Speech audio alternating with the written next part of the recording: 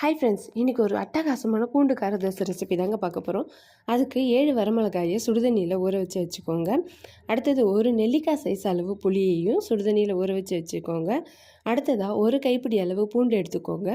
அதை எண்ணெயில் நல்லா ஃப்ரை பண்ணி எடுத்து வச்சுக்கோங்க. பாருங்கள், இந்த அளவுக்கு கோல்டன் ப்ரௌனாக வந்ததும் எடுத்துக்கோங்க. ஒரு மிக்ஸி ஜாருக்கு மாற்றிடுங்க. அடுத்ததாக நம்ம ஊற வச்சுருக்கிற காஞ்ச மிளகாயும் புளியையும் இது கூட சேர்த்துட்டு கூடவே கொஞ்சமாக கல் உப்பு ஆட் பண்ணிக்கோங்க. இதை நல்லா மைய பேஸ்ட்டாக அரைச்சி எடுத்து வச்சுக்கோங்க.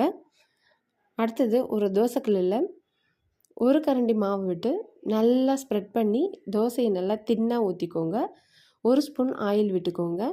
கூடவே நம்ம அரைச்சி வச்சுருக்க பேஸ்ட்டு ஒரு ஸ்பூன் ஆட் பண்ணிவிட்டு நல்லா ஸ்ப்ரெட் பண்ணி வச்சுக்கோங்க. தோசையை நல்லா முருவலாக வந்ததும் மடித்து எடுத்துக்கோங்க. அவ்வளோதான், நம்மளோட டேஸ்டியான பூண்டு கார தோசை ரெடி. மறக்காமல் நீங்களும் இந்த ரெசிபியை ட்ரை பண்ணுங்கள். இந்த வீடியோ உங்களுக்கு பிடிச்சிருந்துச்சுன்னா மறக்காமல் லைக் பண்ணுங்கள், ஷேர் பண்ணுங்கள். கூடவே நம்ம சேனலை சப்ஸ்கிரைப் பண்ணுங்கள்.